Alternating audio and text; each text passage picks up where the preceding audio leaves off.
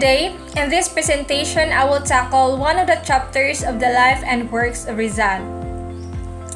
These are the contents that you can expect that will be discussed in this presentation. But before that, I will introduce myself first. I am Wendy Auditor, a Black 2 first year elementary education student. I am here to present Chapter 14 of the life and works of Rizal and London. After visiting the United States, Rizal lived in London from May 1888 to March 1889. He chose the English city to be his new home for three reasons.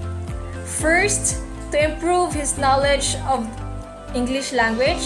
Second, to study and annotate Morga's successos de las Islas Filipinas. And lastly, London was a safe place for him to carry on his fight against Spanish tyranny. Rizal engaged in Filipiniana studies, completed annotating Morga's book, wrote main articles for La Solidaridad in defense of his people against Spanish critic, penned a famous letter to the young women of Malolos, carried voluminous correspondence with Blumentritt and relatives, and romance with Gertrude Beckett. Trip across the Atlantics. Rizal was on board the city of Rome. While on board, Rizal entertained the American and European passengers with his marvelous skills of the yo-yo as a defensive weapon.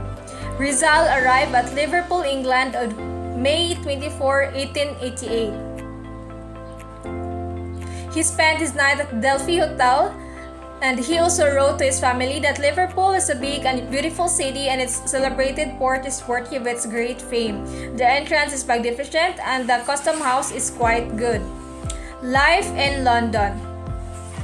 On May 25, 1888, Rizal went to London. He stayed as a guest at home of Dr. Antonio Maria Rigdor, an exile of 1872 and a practicing lawyer.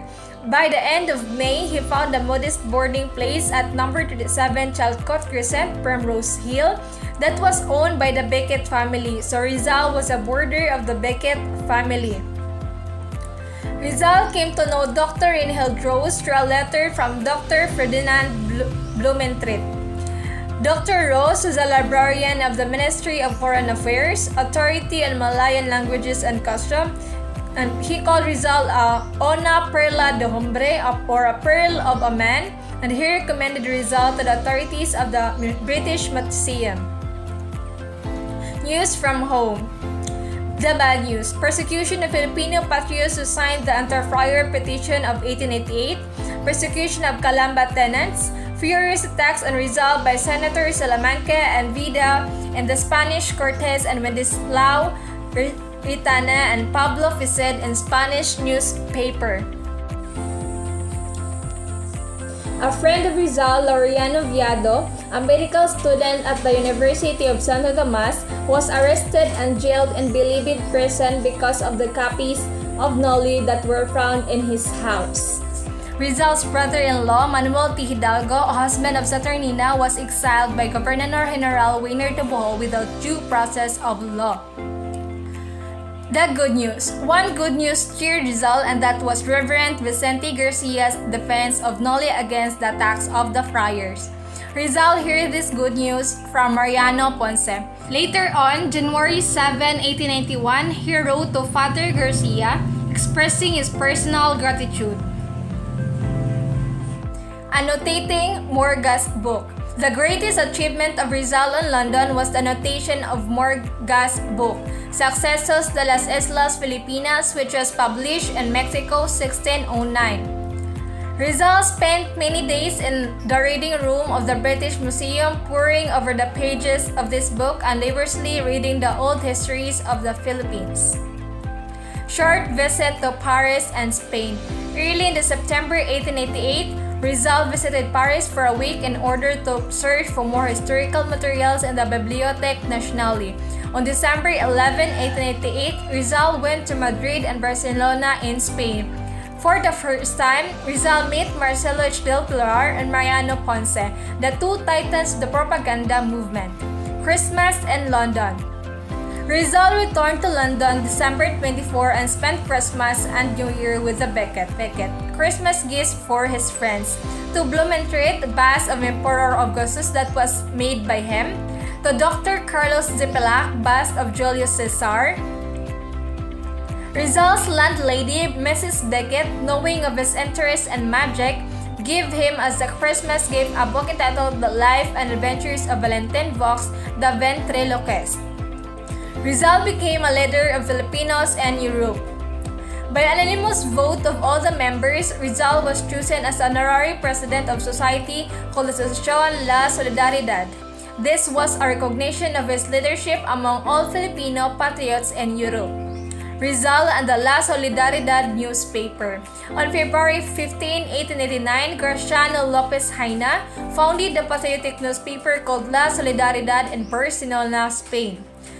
It aims, first, to work peacefully for political and social reforms, second, to portray the deplorable conditions of the Philippines so that the Spain may remedy them, third, to oppose the evil forces of the reaction and medievalism, fourth, to advocate liberal ideas and progress, fifth, to champion the legitimate aspirations of the Filipinos people to life, democracy, and happiness. Rizal's first article in La Solidaridad. Rizal's first article in La Solidaridad was entitled Los Agricultores Filipinos. It was published on March 25, 1889, 6 days after he left London for Paris.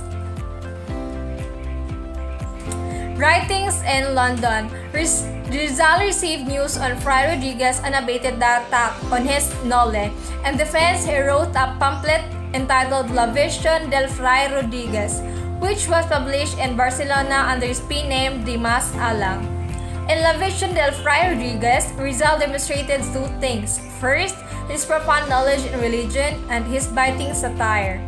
Young Women of Malolos. In London, Rizal wrote the famous letter to the young women of Malolos in Tagalog. He printed it upon the request of Marcelo del Pilar to praise the young ladies of Malolos for their courage to establish a school where they could learn Spanish.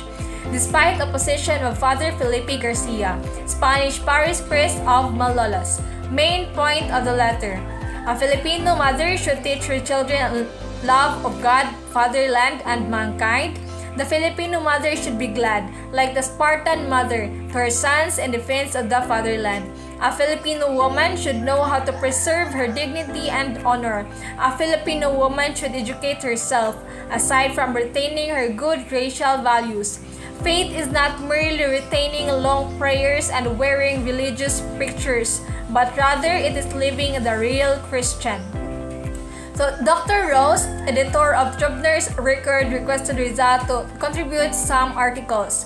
In response, Rizal prepared two articles: Specimen of Tagal Folklore, Two Eastern Fables, Romance with Gertrude Becket.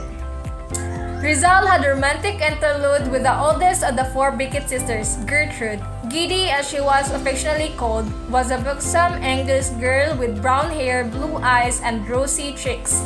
Their friendship drifted towards romance. Rizal affectionately called her Giddy, and she fondly called him Petey. As their flirtation was fast and approaching the point of no return, Rizal suddenly realized that he could not marry Giddy, for he had a mission to fulfill in life. Rizal suppressed the passionate yearning of his heart and decided to go away so Giddy may forget him. Before leaving London, Rizal finished 4 sculptural works: Prometheus Bond, The Triumph of Death Over Life, Triumph of Science Over Death, and a composite carving of the Becket sisters. Adios to London. On March 19, 1889, Rizal bade goodbye to the King Becket family, particularly and Gertrude, and he lived in London for Paris. And that's all for my presentation. Thank you for watching and listening.